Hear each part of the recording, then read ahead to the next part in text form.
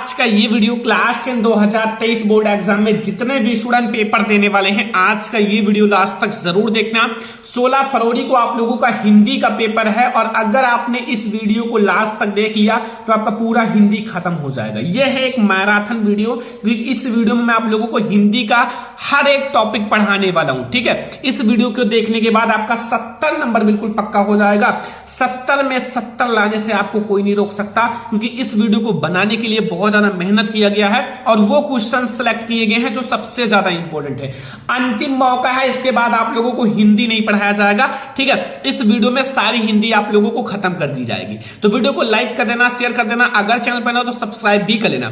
सबसे पहले हम लोग जितने भी महत्वपूर्ण बहुविकल्पीय प्रश्न हैं उनको देखेंगे। ठीक है, पहला बहुविकल्पीय प्रश्न है कि कलम का सिपाही के लेखक हैं। जो कलम का सिपाही है उसके लेखक कौन है? ऑप्शन नंबर का है अमृत राय, खा है गुलाब राय, गा है प्रेमचंद्र एंड घा है वैद्यनाथ मिश्र। तो बच्चों कलम का सिपाही के लेखक कौन है? कलम का सिपाही, तो कलम के सिपाही के जो लेखक हैं वो है अमृत राय। कौन है? अमृत राय।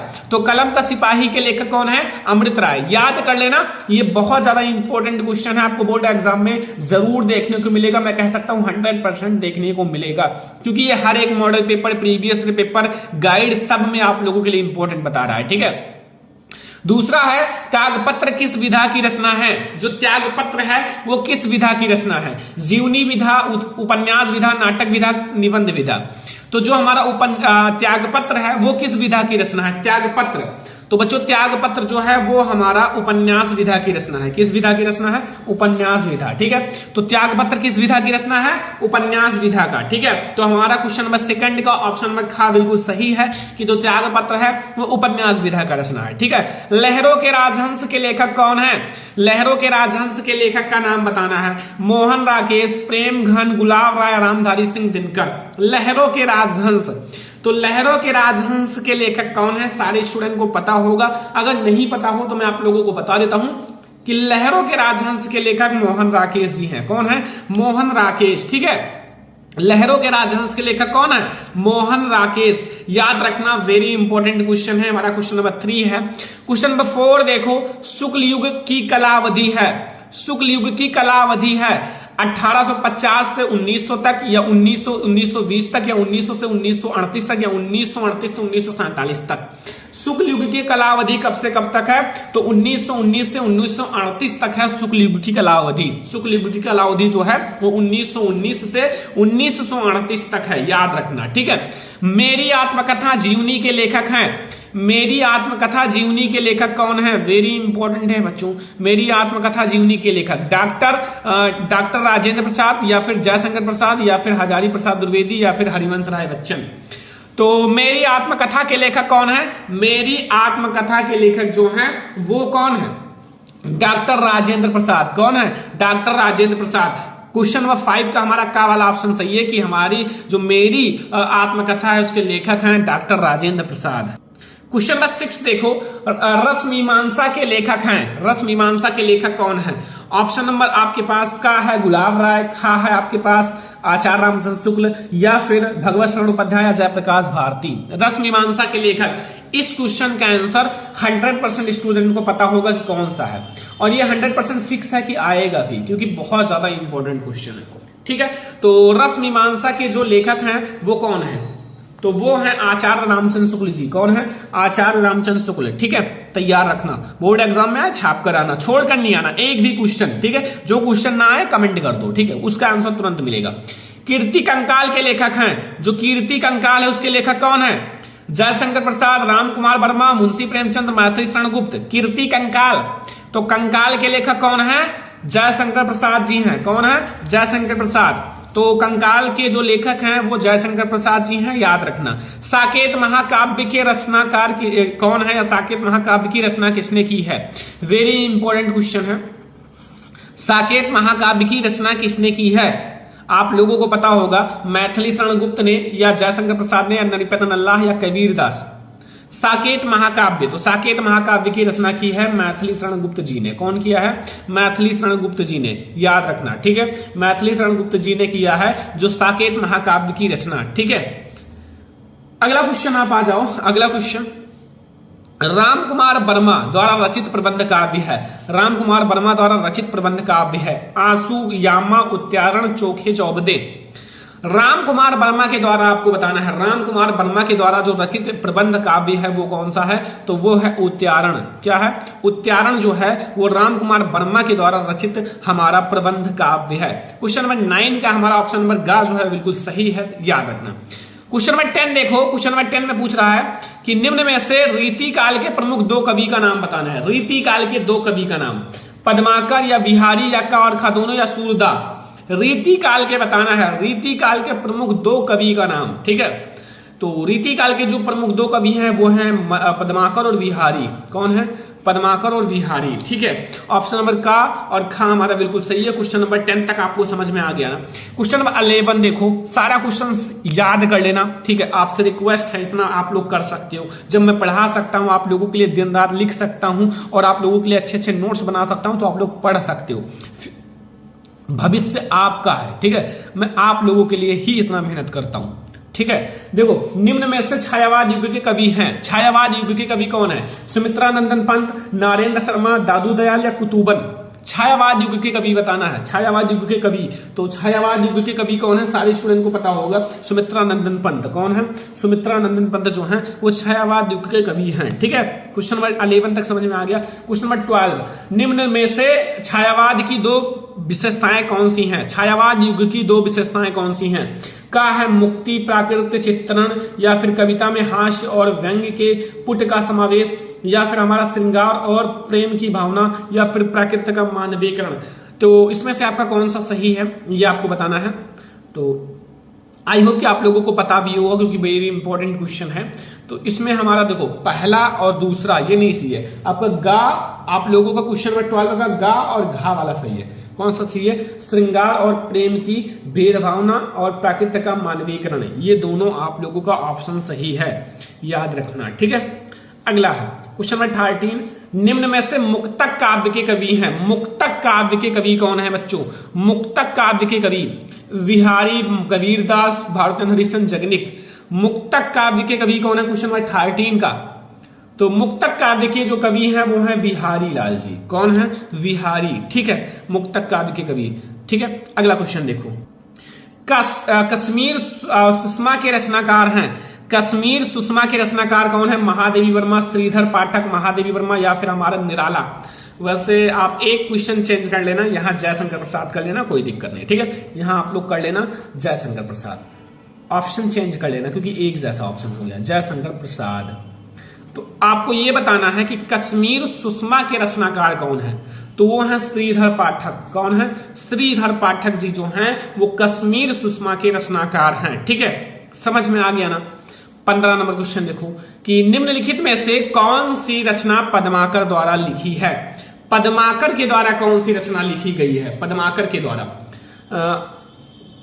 रसराज, कवि प्रिया, गंगा लहरी, शिवा बामनी। तो बच्चों जो पद्माकर के द्वारा लिखी गई रचना है वो है गंगा लहरी। कौन सी है? गंगा लहरी। क्वेश्चन नंबर 15 का हमारा खा वाला ऑप्शन सही है। क्वेश्चन नंबर 16 देखो, यहां हरिमुख मनहु मयंक पंक्ति में कौन सा अलंकार है? हरिमुख मनहु मयंक पंक्ति में कौन सा अलंकार है? ऑप्शन नंबर का है उत्प्रेक्षा अलंकार, रूपक अलंकार, उपमा अलंकार और उपरास अलंकार। हरिमुख मनहु मयंक, इसमें आपको अलंकार बताना है। तो बच्चों इसमें आप लोगों का जो है मनहु जनहु आ गया ना, तो ये सब उत्प्रेक्षा वाचक शब्द है, इसलिए हमारा उत्प्रेक्षा अलंकार होगा। कौन सा अलंकार होगा? उत्प्रेक्षा अलंकार। अपव्यय में कौन सा उपसर्ग लगा है? अपव्यय, अपव्यय में कौन सा उपसर्ग लगा हुआ है? अप या आ या अप या फिर हमारा आ। देखो उप है या आ है या अप है या बड़ा आ है, तो अपव्यय में आपका अप लगा हुआ है। क्या लगा हुआ है? अप। ठीक है, अप लगा हुआ है, ध्यान रखना। अगर आपको बोर्ड एग्जाम में 90% 95% लाना है तो ये वीडियो सबसे ज्यादा इंपॉर्टेंट है। ठीक है, पूरा आप लोग ध्यान से समझना। गिरावट शब्द में प्रत्यय है, गिरावट शब्द में प्रत्यय, लास्ट में वट जुड़ा हुआ है तो बच्चा वट ही होगा ना। देखो प्रत्यय पीछे जुड़ता है, उपसर्ग आगे जुड़ता है। अगर इसमें कंफ्यूजन हो तो उप का मतलब होता है आगे। ठीक है, उप का मतलब होता है आगे। ठीक है, उप, उप मतलब ऊ से ऊपर यानी कि आगे। ठीक है, और प्रत्यय जो है वो पीछे जुड़ता है। ये इतना आप लोग कंफ्यूजन क्लियर रखना, वरना इसमें कोई गलती मत कर देना, वरना दिक्कत हो जाएगा। ठीक है, शुभाशुभ में समास है, शुभाशुभ में समास कौन सा है? तत्पुरुष समास, द्विगु समास, द्वंद्व समास, कर्मधारय समास। तो बच्चों आपके सिलेबस में ही दो ही समास है, ये तो है नहीं, ये भी नहीं, ये दोनों। अब है कौन सा? द्विगु या द्वंद्व, क्योंकि दो ही समास आपके सिलेबस में है, तो ये हमारा द्वंद्व समास है। कौन सा है? द्वंद्व समास। ठीक है, अगला देखो, हसानी रूप है हस धातु का। हसानी जो है वो रूप है हस धातु का, तो ये विधिलिंग लकार उत्तम पुरुष एक वचन है, या लंग लकार मध्यम पुरुष द्विवचन है, या लोट लकार प्रथम पुरुष एक वचन है, या विधिलिंग लकार प्रथम पुरुष बहुवचन है। ठीक है, हसानी तो बताओ जल्दी से, ये हमारा होगा विधिलिंग लकार उत्तम पुरुष एक वचन। ठीक है, तो ऑब्जेक्टिव मैंने 20 MCQ ऑब्जेक्टिव लिया है, 20 MCQ जो 100% वाले इंपॉर्टेंट हैं, जो एकदम इंपॉर्टेंट है, वही मैंने लिया है। ठीक है, तो ये आप लोगों को बहुविकल्पीय सबसे पहले इसमें समझ में आ गया जो मैंने पढ़ाया। ठीक है, बहुत सारे ऑब्जेक्टिव पढ़ा चुका हूं, इसमें मैंने 20 ही ऑब्जेक्टिव लिया है जो IMP हैं, मतलब very very very very very important है, वो मैंने लिया है कि बच्चे इसको पढ़कर हिंदी में अच्छे मार्क्स लाएं। तो इसमें आप लोगों को ऑब्जेक्टिव समझ में आ गया। अब हम लोग आगे गद्यांश पद्यांश सारी चीजों को पढ़ने वाले हैं, तो ध्यान से समझना एक एक टॉपिक। देखो, अब हम लोग देखेंगे बहुत ही ज्यादा इंपॉर्टेंट गद्यांश, जो आपके बोर्ड एग्जाम के लिए वेरी इंपॉर्टेंट है।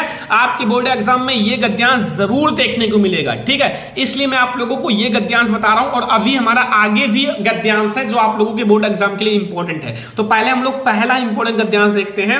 लिखा हुआ, विश्वास पात्र मित्र जीवन की एक अवधि है। ठीक है, और हमें अपने मित्रों से यह आशा रखनी चाहिए कि वे उत्तम संकल्पों से हमें दृढ़ करेंगे और दोषों और त्रुटियों से हमें बचाएंगे, और हमारे सत्य, पवित्रता और मर्यादा के प्रेम को पुष्ट करेंगे। जब हम कुमार्ग पर पैर रखेंगे तब वे हमें सचेत करेंगे, और जब हम हतोत्साहित होंगे तब वे हमें उत्साहित करेंगे। क्या करेंगे? उत्साहित करेंगे। ठीक है, आगे देखो, सारांश यह है कि वे हमें उत्तमापूर्वक जीवन निर्वाह करने में हर तरह से सहायता देंगे। अगर आपके मित्र अच्छे हैं, सच्चे मित्र हैं, आपको अच्छे मार्ग पर ले जाने वाले हैं, तो वो हर एक समय में आपकी अच्छाइयों को सोचेंगे। ठीक है, निर्वाह करने में हर तरह से सहायता करेंगे। सच्ची मित्रता में उत्तम से उत्तम वैध कौन सी निपुणता? ठीक है, वैध की सी निपुणता और परख होती है। अच्छी से अच्छी माता का साधैर्य और कोमलता होती है। ऐसी ही मित्रता का करने का प्रयत्न करो। एक पुरुष, आपको प्रत्येक पुरुष को करना चाहिए। ऐसी ही मित्रता करो जो आपको अच्छे मार्ग पर ले जाए। ऐसे मित्र बनाओ जो आपको अच्छी अच्छी सलाह दे, अच्छी अच्छी चीजों को बताए। ऐसा नहीं कि आपको बुराइयों को आपको अंदर भर दे, आपकी जो अच्छाइयां हैं उसको खत्म कर दे। ऐसा मित्र मत बनाओ। ठीक है, तो ये आप लोग सबसे पहले इसको ध्यान से पढ़ना। इससे रिलेटेड 3 क्वेश्चन रहेगा। पहला, प्रस्तुत गद्यांश का पाठ का नाम और लेखक का नाम लिखना है 2 नंबर का। जो आप लोगों का प्रस्तुत गद्यांश है उसके पाठ का नाम लिखना है और लेखक का नाम। अगर आप ये दोनों लिख दोगे 2 नंबर मिल जाएगा। रेखांकित अंश की व्याख्या करनी है, 2 नंबर मिल जाएगा रेखांकित अंश की व्याख्या की। ठीक है, और व्यक्ति को अपने मित्रों से कैसी उम्मीद रखनी चाहिए, 3 क्वेश्चन का आंसर दोगे, आपको 2+2+2 यानी कि 6 मार्क्स मिल जाएंगे। तो सबसे पहले लेखक का नाम और पाठ का नाम यानी कि गद्यांश लिखना है। ठीक है, तो गद्यांश के लिए यानी कि संदर्भ लिखना है। संदर्भ कैसे लिखोगे? देखो, ये हमारा मित्रता पाठ से लिया गया है। बहुत ही बार मित्र का जिक्र किया गया है, तो बच्चों मित्रता पाठ से ही लिया गया है, जिसके लेखक आचार्य रामचंद्र शुक्ल जी हैं। तो देखो, संदर्भ हेडिंग डाल देना। और प्रस्तुत गद्यावतरण आचार्य रामचंद्र शुक्ल द्वारा लिखित हमारी पाठ्य पुस्तक हिंदी के गद्य खंड में संकलित मित्रता नामक पाठ से लिया गया है। मित्रता नामक पाठ। अब यहाँ पाठ का नाम और लेखक का नाम आप ब्लैक से लिखना, जो कि आप लोगों को बिल्कुल साफ साफ दिख रहा है। तो जब आप ब्लैक से लिखोगे तो वो हाईलाइट रहेगा, और जितना ज्यादा हाईलाइट रहेगा उतना ज्यादा नंबर मिलने का चांस होता है। बोर्ड एग्जाम में एग्जामिनर जब हाईलाइट वाली चीज को देखता है और बिल्कुल सही रहता है, तो आपको तुरंत नंबर देकर अगले पेज पर चला जाता है। ठीक है, जैसे इसमें पाठ का नाम देखेगा आचार्य रामचंद्र शुक्ल, इसके लेखक हैं, पाठ का नाम मित्रता, बस सही है। चलो आगे चलते हैं। ठीक है, तो ये चीज बहुत ज्यादा इंपॉर्टेंट होता है। अब आपको करना है रेखांकित अंश की व्याख्या। सेकंड नंबर है रेखांकित अंश की व्याख्या। तो पहले रेखांकित अंश को ध्यान से 2-3 बार पढ़ लो, तब फिर व्याख्या करना कि एक एक पॉइंट समझ में आ जाए।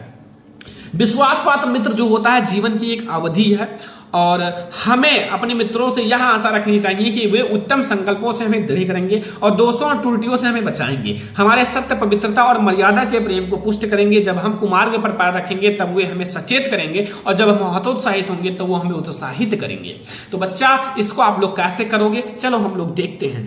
देखो, सबसे पहले आप डालना है हेडिंग रेखांकित अंश की व्याख्या। ठीक है, आचार्य रामचंद्र शुक्ल जी का कहना है कि जिस प्रकार अच्छी औषधि आपके शरीर को अनेक प्रकार से रोगों को बचाकर स्वस्थ रखती है, बना देती है, जैसे जो अच्छी औषधि होती है आपके रोगों को खत्म कर देती है, आपके अंदर जो भी रोग हैं अगर अच्छी औषधि है तो वो खत्म कर देती है, ठीक है, बचा देती है, स्वास्थ्य अच्छा कर देती है। उसी प्रकार विश्वसनीय मित्र, जिस पर आप विश्वास कर सकते हो, ऐसा मित्र जिस पर आप क्या कर सकते हो, विश्वास, ऐसा मित्र हो, ठीक है, जिस पर आप अपना कोई भी काम छोड़ दो तो वो करने के लिए तैयार रहे, विश्वास रहे।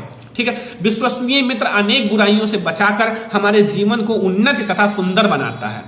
हमारा मित्र ऐसा होना चाहिए जिस तरह हम यह विश्वास हो कि वह हमें सदा उत्तम कार्यों में लगाएगा, हमारे मन में अच्छे विचारों को उत्पन्न करेगा, बुराइयों और गलतियों से हमें बचाता रहेगा और हमें सत्य और मर्यादा के प्रति प्रेम को विकसित करेगा। ठीक है, समझ में आ रहा है ना सारा पॉइंट? ठीक है, मर्यादा के प्रति प्रेम को विस्तृत कर उसमें किसी की कमी नहीं आने देगा और यदि हम बुरे मार्ग पर चलेंगे, अगर हम बुरे मार्ग पे चलेंगे तो वह हमें उससे हटाकर समार्ग पर चलने का प्रेरणा देगा और जब कभी हमें उद्देश्य से के प्रति निराशा उत्पन्न होगी तो वह आशा का संचार, अच्छे कार्यों के प्रति उत्साह बढ़ाएगा। निष्कर्ष रूप से कहा जा सकता है कि विश्वासी मित्र हमें गरिमा के जीवन यापन करने में प्रत्येक संभव सहायता प्रदान करेगा जिससे सुविधाजनक सामान्य पूर्वक जी सकें। अच्छे मित्र जो होते हैं वो हमेशा आप लोगों को अच्छाइयों को भरेंगे, आपको अच्छाइयां बताएंगे, बुराइयों से दूर करेंगे, जो बुराइयां होती हैं उनको खत्म करेंगे आपके अंदर से, आपको हमेशा मोटिवेट करेंगे। आप अपने सपनों के पीछे जाओगे ना तो वो आपके सपनों को पूरा करने के लिए आपको हमेशा मोटिवेट रखेंगे, तो वो होते हैं अच्छे मित्र। ठीक है, इतना पॉइंट आपको समझ में आ गया ना? अभी हमारे और भी हैं और इसमें देखो क्या पूछ रहा है कि यहाँ देखो, यहाँ आगे कि व्यक्ति को अपने मित्र से कैसी उम्मीद रखनी चाहिए, जो व्यक्ति होते हैं को अपने मित्र से कैसी उम्मीद रखनी चाहिए और इसको भी देखते। देखो, व्यक्ति को अपने मित्रों से यह उम्मीद रखनी चाहिए कि वे उन्हें उत्तम कार्यों की ओर प्रवृत्त करेंगे और मन में अच्छे विचारों को उत्पन्न करेंगे, बुराइयों और गलतियों से उन्हें बचाएंगे, सत्य, पवित्रता और मर्यादा के प्रति प्रेम को विकसित करेंगे और समार्ग पर चलने के लिए प्रेरणा देंगे तथा निरुत्साहित होने पर उत्साहित करेंगे, मतलब निराश होने पर वो आपको उत्साहित करेंगे। बस ये हो गया हमारा पहला मोस्ट इंपोर्टेंट गद्यांश। अब आपका एक दूसरा मोस्ट इंपोर्टेंट गद्यांश आ गया। दूसरा मोस्ट इंपोर्टेंट गद्यांश देखो, ये बोर्ड एग्जाम के लिए बहुत ही ज्यादा इंपॉर्टेंट है। 16 फरवरी को आपको यही गद्यांश देखने को मिल सकता है। ठीक है, पहले पहाड़ काटकर उसे खोखला कर दिया, फिर उसमें सुंदर भवन बना लिए गए जहां खंभों पर उभरी मूर्तें बिहंस उठी और भीतर की समूची दीवारें और छतें रगड़कर चिकनी कर ली गई और तब उनकी जो जमीन पर चित्रों की एक दुनिया बसा दी गई। पहले प्लस्तर लगाकर आचार्यों ने उन पर लहराती रेखाओं में चित्रों की काया सिरस दी, फिर उनके चेले कलावंतों ने उसमें रंग भरकर प्राण फूंक दिए, फिर तो दीवारें उमंग उठी और जो पहाड़ है वो पुलकित हो उठा। ठीक है, देखो संदर्भ, प्रस्तुत गद्यावतरण हमारी पाठ्य पुस्तक हिंदी के गद्य खंड में संकलित श्री भगवत शरण उपाध्याय द्वारा लिखित अजंता नामक पाठ से लिया गया है। ठीक है, बस इसको आप लोग ब्लैक ब्लू का कंबाइनेशन याद रखना। पाठ का नाम, लेखक का नाम ब्लैक से और ब्लू से। रेखांकित अंश की व्याख्या, प्रस्तुत गद्यांश में लेखक का कहना है कि गुफा की भीतरी दीवारें और छतों को विधिवत रगड़ कर चिकना बना दिया गया और तत्पश्चात उस चिकनी पृष्ठ पर भूमि पर चित्रकारों ने द्वारा अनेक चित्र बना दिए गए। फिर उनको देखकर ऐसा लगता था मानो चित्रों की एक नई दुनिया निर्मित करी गई हो, एक नई दुनिया बसा दी गई हो। फिर आपसे एक क्वेश्चन पूछेगा बच्चों इसमें कि जो पहाड़ों को जीवंत कैसे बनाया गया, जो पहाड़ होते हैं उनको जीवंत कैसे बनाया गया। तो पहाड़ों को काटकर भवन का रूप दिया गया और दीवारों और छतों खंभों को चिकना कर उन पर सजीव चित्र निर्मित किए जिसमें रंग भरा गया और इस प्रकार से पहाड़ों को जीवंत बनाया गया। नीचे लिखना, इस प्रकार से पहाड़ को जीवंत बनाया गया। ठीक है, ये हमारा दूसरा मोस्ट इंपोर्टेंट गद्यांश है। 3 ही क्वेश्चन आएगा, संदर्भ लिखो, रेखांकित अंश की व्याख्या, 1 क्वेश्चन बस। तो ये आप लोगों को समझ में आ गया ना, 2 गद्यांश समझ में आ गए। अब ये 2 गद्यांश अगर आपको समझ में आ गया तो पेपर में धुआं उड़ाकर आओगे, कुछ भी छोड़कर नहीं आओगे। अगला, जो चाहत चटक ना घटे, मैलों हुई न चित और रज राजसू ना हुई है तो निको चित्त। ठीक है, चिकनो चित्त। तो ये मैं आप लोगों को एक मोस्ट इंपोर्टेंट पद्यांश बता देता हूं जो आपके बोर्ड एग्जाम के लिए वेरी वेरी वेरी इंपॉर्टेंट है। देखो, सबसे पहले आपको इसमें पूछेगा प्रस्तुत दोहे का सौंदर्य, जो संदर्भ तथा व्याख्या लिखिए। जो आप लोगों का है इसका संदर्भ तथा व्याख्या लिखना है। संदर्भ और व्याख्या, किन विपत्तियों के कारण मनुष्य का जो मन है वो मलिन हो जाता है, और नेह चिकने में कौन सा अलंकार है। नेह चिकने में कौन सा अलंकार है, साथ में आपको ये भी बताना है। तो इस क्वेश्चन का आंसर तो सभी स्टूडेंट को पता होगा, क्योंकि ये मैंने पढ़ा रखा है शायद, और अगर आपको नहीं पता है तो अभी 2 मिनट में पता चल जाएगा। डोंट वरी, आपको सारा क्वेश्चन समझ में आ जाएगा। ठीक है, देखो संदर्भ में क्या है कि प्रस्तुत दोहा कविवर बिहारी लाल द्वारा रचित बिहारी सतसई से हमारी पाठ्य पुस्तक हिंदी के काव्य खंड में संकलित नीति शीर्षक से लिया गया है। एक भक्ति नीति चैप्टर है, लेकिन भक्ति अलग शीर्षक है, नीति अलग शीर्षक है। भक्ति और नीति, ठीक है। तो इसमें आप लोगों को यह बताना है कि जो प्रस्तुत दोहा है, जो हमारी दोहा है, वो कवि बिहारी लाल द्वारा रचित बिहारी सतसई से हमारी पाठ्य पुस्तक हिंदी के काव्य खंड में संकलित नीति नामक शीर्षक से लिया गया है। जो नीति शीर्षक है उससे लिया गया है। ठीक है। प्रसंग, इस दोहे में कवि ने मित्रता के मध्य धन और वैभव को न आने का परामर्श दिया है। मतलब जो धन है और वैभव को मित्रता के बीच ना लाओ, वरना मित्रता जो है वो मलिन हो जाएगी, क्योंकि ये सब चीजें बहुत ही ज्यादा हानिकारक होती हैं। ठीक है, धन जितना अच्छा है उतना बुरा भी है, ये ध्यान रखना। देखो व्याख्या, कवि का कथन है कि यदि आप चाहते हैं कि मित्रता की चटक अर्थात चमक समाप्त ना हो, मतलब चटक अर्थात चमक समाप्त ना हो, मतलब मित्रता समाप्त ना हो, मित्रता बनी रहे तथा मित्रता अस्थायी बनी रहे और उसमें दोष उत्पन्न ना हो, और उसमें जो दोष है वो ना उत्पन्न हो, तो धन वैभव का इससे संबंध ना होने दे। जो धन है और वैभव है उनका इससे संबंध बिल्कुल भी ना होने दे।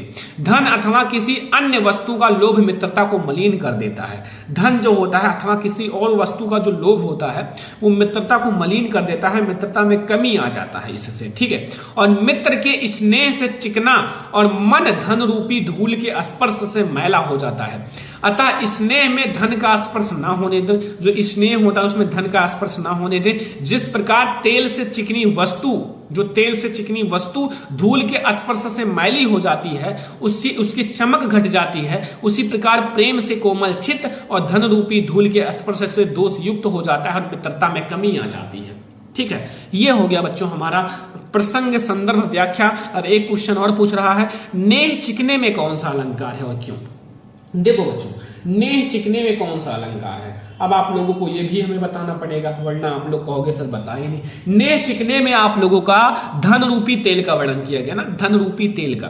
देखो धन रूपी तेल का वर्णन किया गया, इसलिए आपका रूपक अलंकार होगा। एक चीज से दूसरे से तुलना की गई है, इसलिए यहां रूपक अलंकार होगा। ठीक है, कौन सा अलंकार होगा, रूपक अलंकार। तो यहां आपका इसका रूपक अलंकार हो जाएगा, लिख लेना। तो ये हमारा मोस्ट इंपोर्टेंट पद्यांश है जो आपको बोर्ड एग्जाम में जरूर देखने को मिलेगा, और अगर आपने ये पढ़ लिया तो फिर आप लोगों का सब कुछ खत्म हो जाएगा। ठीक है, तो आप लोगों को पद्यांश तो समझ में आ ही गया होगा।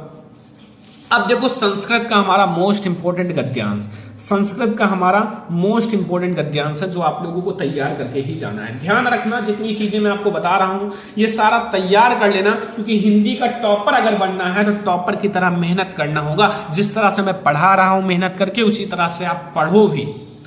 ठीक है, उसी तरह पढ़ो बच्चों। देखो लिखा हुआ है कि वाराणसी सुविख्याता प्राचीन नगरी, जो वाराणसी है वो एक सुविख्यात प्राचीन नगरी है। ठीक है, एयम विमल सलिल तराज्ञा गंगा कूले स्थिता, अस्या घटनानां वलयः कृति पंक्ति धवला चंद्रकाय बहुराजते, अग्रता पर्यटकः सुदेभ्यम देशाभ्याम नित्यः अत्र आयन्ति, अस्या घटनां च सुभत विलोकम इम बहु प्रसन्नता। बच्चों मैंने आपको बताया है कि वाराणसी चैप्टर आपके बोर्ड एग्जाम के लिए मोस्ट इंपोर्टेंट है, और भारतीय संस्कृति ये, ठीक है, भारतीय संस्कृति ये मैंने गद्यांश के लिए मोस्ट इंपोर्टेंट है। संस्कृत गद्यांश का भाई ये दोनों चैप्टर बहुत ज्यादा इंपोर्टेंट है, और भी होंगे लेकिन ये दोनों हैं वो मोस्ट इंपोर्टेंट है। वाराणसी तो मैंने देखा है भाई हर साल यार, हर साल जिसे कहते हैं आता ही आता है 100%। तो इसलिए वाराणसी चैप्टर बिल्कुल तैयार कर लेना। ठीक है, संदर्भ देखो, प्रस्तुत गद्यांश हमारी पाठ्य पुस्तक हिंदी के संस्कृत खंड के वाराणसी पाठ से उद्गृत है। जो हमारा ये प्रस्तुत संदर्भ है, ये हमारा जो पाठ है, ये हमारा जो पंक्ति है, जो गद्यांश है, वो प्रस्तुत गद्यांश हमारी पाठ्य पुस्तक हिंदी के संस्कृत खंड के वाराणसी पाठ से लिया गया है या पाठ से उद्धृत है। अब वाराणसी पाठ, इसमें कोई कवि और लेखक नहीं होते हैं, ये पॉइंट याद रखना, ठीक है। कोई कवि और लेखक नहीं होते हैं। आपको यहाँ केवल चैप्टर का नाम पता होना चाहिए और आपको संस्कृत खंड लिख देना है, ठीक है, और उसको ब्लैक से लिखना है। देखो ब्लैक से इन दोनों को, ठीक है, हिंदी भी ब्लैक से लिख देना, संस्कृत खंड भी ब्लैक से लिख देना, वाराणसी भी ब्लैक से। इस गद्यांश में वाराणसी की ऐतिहासिकता तथा अवस्थिति के विषय में बताया गया है। आप यही संदर्भ और यही आप प्रसंग वाराणसी के हर एक पंक्ति में लिख सकते हो, हर एक गद्यांश में लिख सकते हो, ठीक है। वाराणसी चैप्टर में जितने भी गद्यांश है, 4 से 5 गद्यांश, उसमें आप यही संदर्भ और यही प्रसंग लिखना, यही प्रसंग, क्योंकि हर एक प्रसंग में, हर एक गद्यांश में वाराणसी की ऐतिहासिकता के बारे में ही बात की गई है, तो फिर क्यों ना लिखें, यही लिख सकते हो ना। अब व्याख्या कैसे करोगे, पहले ध्यान से पढ़ना।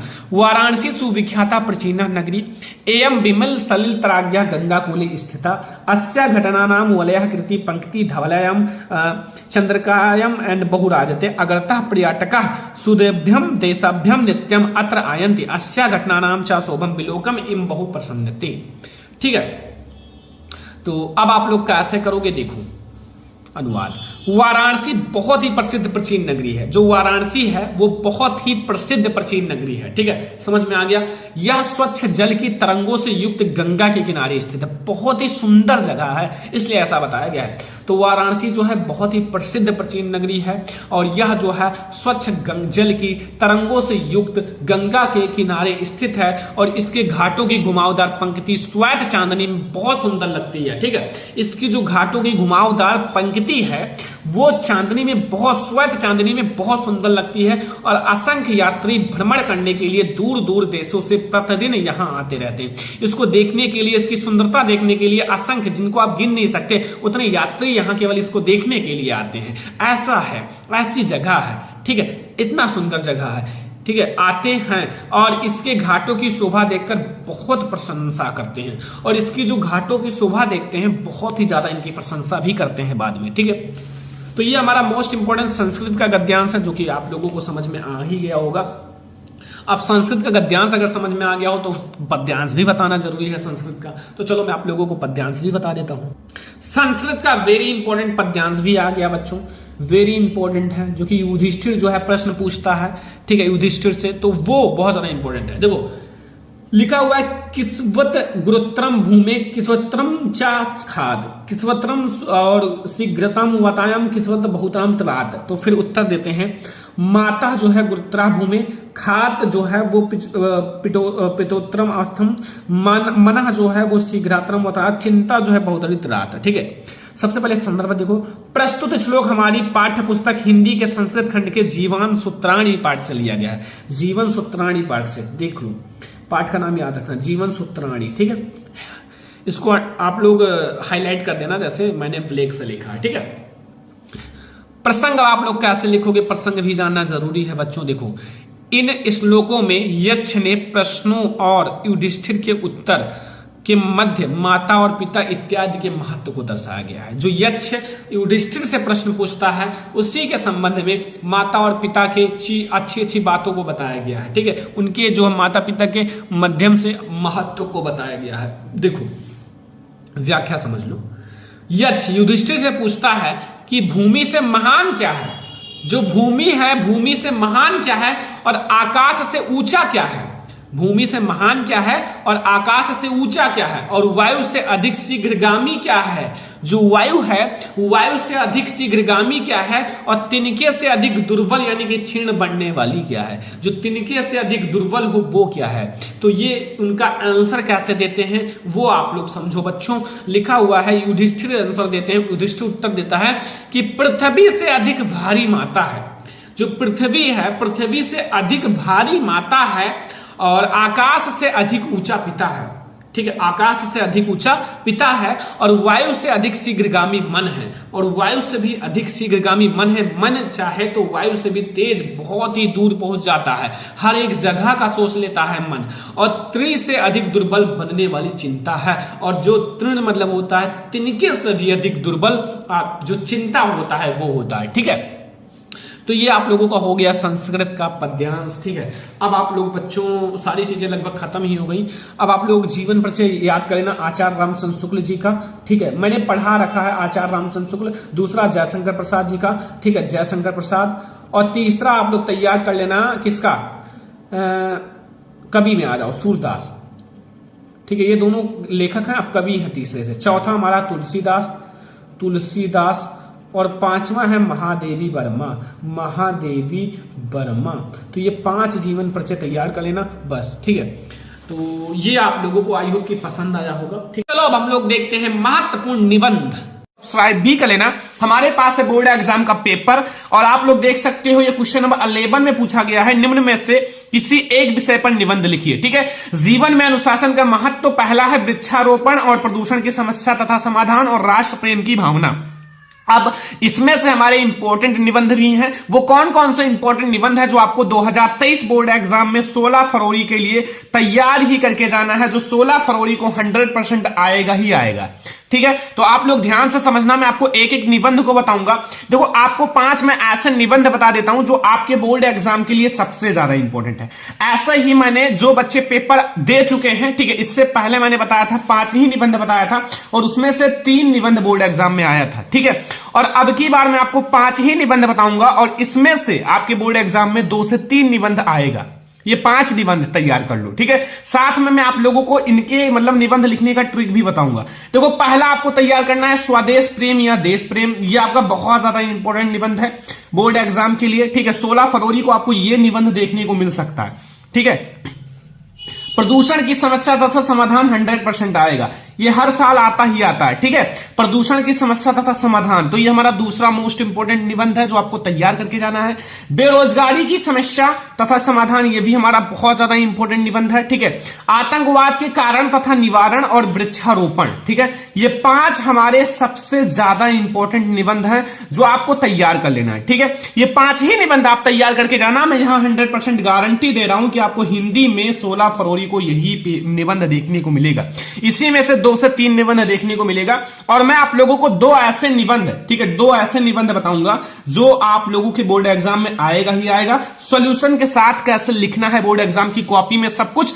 तो ये हमारे पास बोर्ड एग्जाम का पेपर, इसमें देख सकते हो ये 4 निबंध पूछा गया है, और इसमें से आप देख सकते हो वृक्षारोपण भी बोर्ड एग्जाम में आया है, प्रदूषण की समस्या तथा समाधान भी आया है, और जीवन में अनुशासन का महत्व, या फिर आप लोग यही निबंध आप लोग ये बना सकते हो कि आप लोगों का जैसे अनुशासन का क्या महत्व है। ठीक है, तो ये आप लोग ध्यान से समझना। ये 5 निबंध आप आज ही तैयार कर लो। ठीक है, और जितना पूछा जाए निबंध में उतना ही लिखना, ज्यादा पेज लिखने की कोशिश मत करना। बहुत सारे बच्चे ज्यादा पेज निबंध में लिखने की कोशिश करते हैं और दूसरा क्वेश्चन छोड़कर चले आते हैं। ज्यादा पेज लिखने से आपको ज्यादा नंबर नहीं मिलेगा, जितना निबंध में पूछा गया उतना ही लिखना। ठीक है, तो हम लोग देखेंगे सबसे पहला मोस्ट इंपोर्टेंट निबंध, प्रदूषण की समस्या तथा समाधान। बोर्ड एग्जाम में आपको कैसे लिखना है ताकि आपको बोर्ड एग्जाम में फुल मार्क्स मिले। ठीक है, लिखने का तरीका भी सही होना चाहिए, वरना फिर आपको फुल मार्क्स नहीं मिलेगा। तो लिखना कैसे है वो मैं आप लोगों को बताता हूं। पहले हम लोग देखेंगे प्रदूषण की समस्या तथा समाधान, इनके बाद हम लोग दूसरा मोस्ट इंपोर्टेंट निबंध देखेंगे। ठीक है, ये हमारे पास है बोर्ड एग्जाम की कॉपी। ठीक है, ऐसे ही आपको बोर्ड एग्जाम में कॉपी दी जाएगी, और ऐसे ही आप लोगों को लिखना भी है, जैसा मैं लिखा हूं ना ऐसे ही आप लोगों को लिखना भी है। सबसे पहले आपको निबंध दिया गया क्वेश्चन नंबर 11 में, कोई भी है क्वेश्चन नंबर 11, 12, 30, 40, 2, 3 किसी में भी दिया हो कोई दिक्कत नहीं। सबसे पहले आप लोग क्या डालना, ऊपर डाल देना प्रश्नोत्तर संख्या। ये सबसे ज्यादा इंपॉर्टेंट बात है, प्रश्नोत्तर संख्या जरूर डाल देना। इससे पता चलता है एग्जामिनर को कि ये कौन सा प्रश्नोत्तर संख्या है। तो प्रश्नोत्तर संख्या आप लोग सबसे पहले डाल देना। और ये हमारा प्रश्नोत्तर संख्या कौन सा है, प्रश्नोत्तर संख्या हमारा कौन सा है, 11। तो इसको आप लोग 11 कर देना। ठीक है, और स्केल की सहायता से बिल्कुल सीधी अंडरलाइन करना। ठीक है, ये देखो अब आप लोगों का प्रश्नोत्तर संख्या 11 हो गया। अब हमें कौन सा हल करना है, हमें ये वाला तीसरा वाला ना, जैसे हमारा तीसरा वाला हल करना है, तो तीसरा आप लोग डाल देना प्रदूषण की समस्या और समाधान। ठीक है, यहां 3rd नंबर ऐसे आगे डाल देना, कोई भी है 1st, 2nd, 3rd जो भी सॉल्व करना है डाल देना। फिर लिखना प्रदूषण की समस्या तथा समाधान, प्रदूषण की समस्या तथा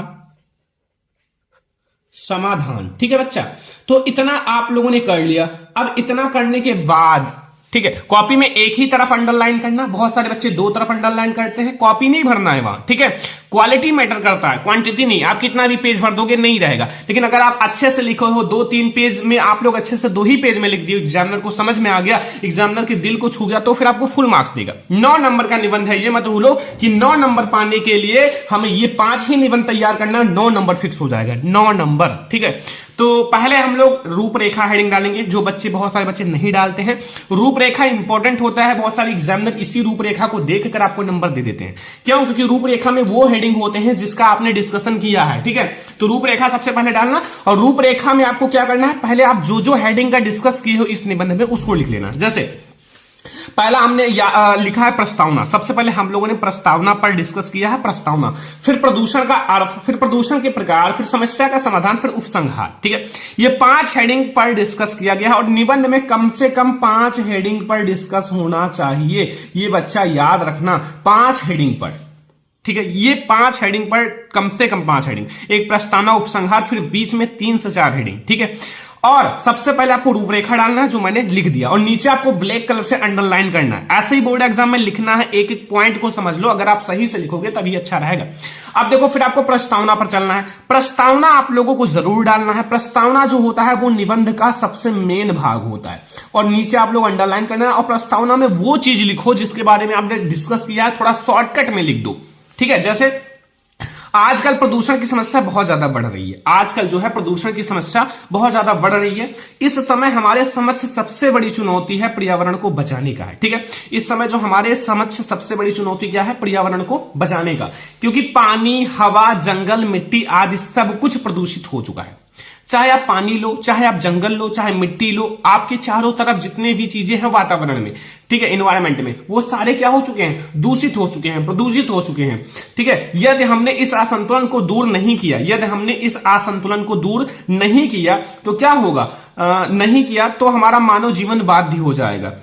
जो हमारा मानव जीवन है वो बाध्य हो जाएगा, और पता नहीं तब तक मानव जीवन होगा या नहीं होगा। ठीक है, मतलब मानव जीवन बाध्य हो जाएगा, मानव जीवन यानी कि जीवित रहना भी हार्ड हो जाएगा, क्योंकि प्रदूषण से बहुत सारे रोग फैलते हैं। अगर आप पानी पियोगे तो भी प्रदूषित है तो रोग होगा।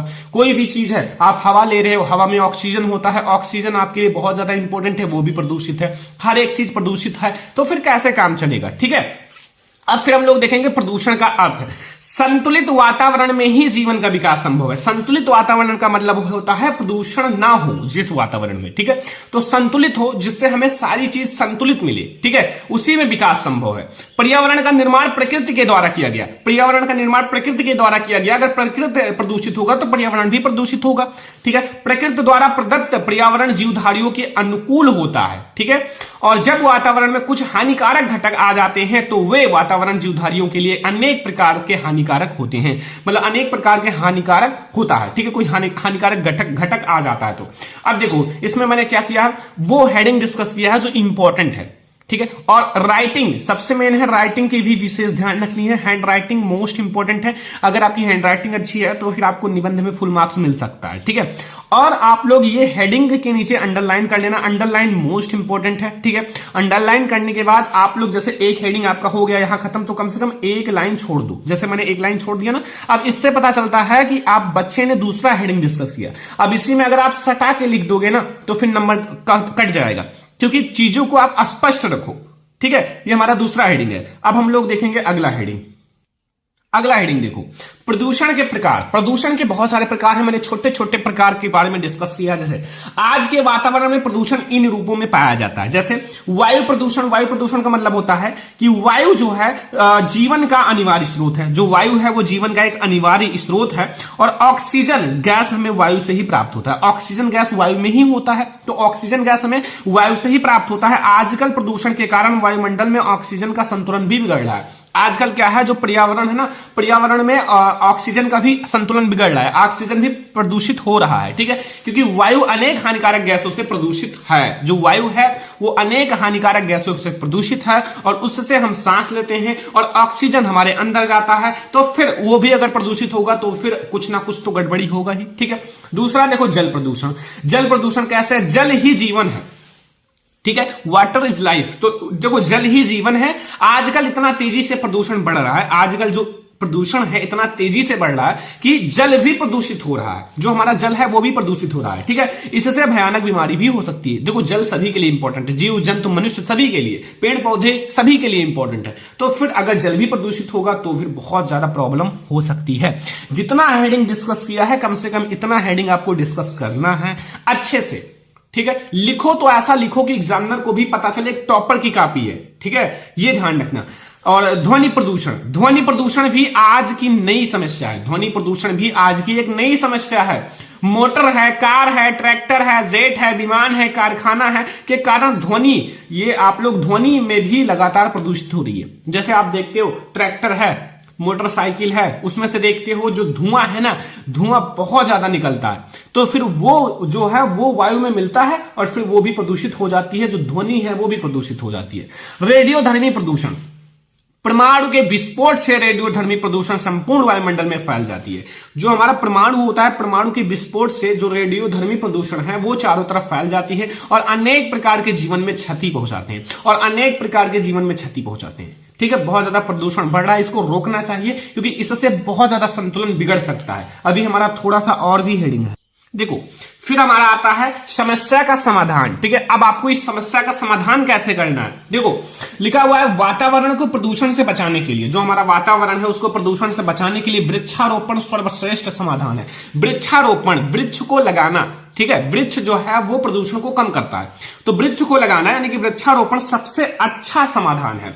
दूसरी ओर वृक्ष के अधिक कटाव पर भी रोक लगाई जानी चाहिए। जो वृक्ष का अधिक कटाव हो रहा है, काटा जा रहा है वृक्ष को, ठीक है, तो जितना आप वृक्ष को काट रहे हो उतना ज्यादा आप प्रदूषण फैला रहे हो। ठीक है, क्योंकि वृक्ष जो होता है वो सबसे शुद्ध हवा देता है। और आजकल बढ़ती हुई जनसंख्या और औद्योगिकीकरण के विश्व के सामने प्रदूषण का समस्या का नया आप लोगों का पैदा कर दिया है। जो प्रदूषण का समस्या है वो पैदा कर दिया है। ठीक है, बढ़ती हुई जनसंख्या, पहले क्या होता था, जनसंख्या बहुत ज्यादा हानिकारक है। जैसे घर में समझ लो आपके 5 लोग थे, ठीक है, तो 5 ही लोग अगर थोड़ा थोड़ा प्रदूषण कर रहे थे, फिर ये जनसंख्या बढ़कर घर में 15 लोग हो गए। अब भाई उसी घर में पहले 5 लोग प्रदूषण कर रहे थे, 15 लोग प्रदूषण कर रहे हैं। ठीक है, तो फिर ये क्या होगा, ये प्रदूषण बढ़ेगा ही ना। जितनी जनसंख्या की वृद्धि होगी उतना ज्यादा जनसंख्या बढ़ेगी, उतना ज्यादा प्रदूषण बढ़ेगा। इसीलिए तो परिवार नियोजन चलाया गया है। परिवार नियोजन यानी कि परिवार की संख्या नियोजित रखना। ठीक है, और वायु जो है, वायु प्रदूषण, जल प्रदूषण, ध्वनि प्रदूषण, रासायनिक प्रदूषण आदि को भी कम करने का प्रयास करो। इसका यही समाधान है। देखो समाधान यही है कि प्रदूषण को कुल मिला के कम करो। जितना ज्यादा कम करोगे उतना अच्छा रहेगा हमारे संतुलन के लिए। ठीक है, उपसंहार समझो। देखो उपसंहार आपको लिखना ही पड़ेगा। 2 हेडिंग सबसे ज्यादा है, 3 हेडिंग। एक तो रूपरेखा आपका सबसे ज्यादा इंपॉर्टेंट होता है, रूपरेखा, और सेकंड होता है प्रस्तावना। ठीक है, और थर्ड होता है हमारा उपसंहार। ये 3 ऐसे हेडिंग होते हैं जो हर एक निबंध में काम ही आते हैं। ठीक है, तो देखो प्रसन्नता की बात है कि भारत सरकार प्रदूषण की समस्या के प्रति जागरूक है। प्रसन्नता की बात यह है कि हमारा जो भारत सरकार है वो इस समस्या के प्रति जागरूक है। ठीक है, और जल प्रदूषण निवारण जो नियम लागू किया, अधिनियम लागू किया, उसने 1974 ईस्वी में जल प्रदूषण नियम लागू किया। ठीक है, 1974 ईस्वी में जो जल है ना, जल के प्रदूषण को कम करने के लिए नियम लागू किया गया। वृक्ष को काटने पर कठोर नियम बनाए गए। ठीक है, जो वृक्ष है, वृक्ष को काटने पर कठोर नियम भी बनाए गए हैं। सभी लोगों को वृक्षारोपण के लिए प्रोत्साहित किया गया है, किया जाए। ठीक है, और न्यायालय द्वारा जो प्रदूषण फैलाने वाले उद्योगों को महानगरों से बाहर ले जाने का आदेश दिया जाए और शुभ अवसर पर आप कम से कम एक वृक्ष जरूर लगाओ। ठीक है, तो ये पूरा हमारा हो गया बच्चों जो प्रदूषण की समस्या तथा समाधान है उस पर निबंध। ध्यान से समझो, एक एक निबंध को डिस्कस करेंगे।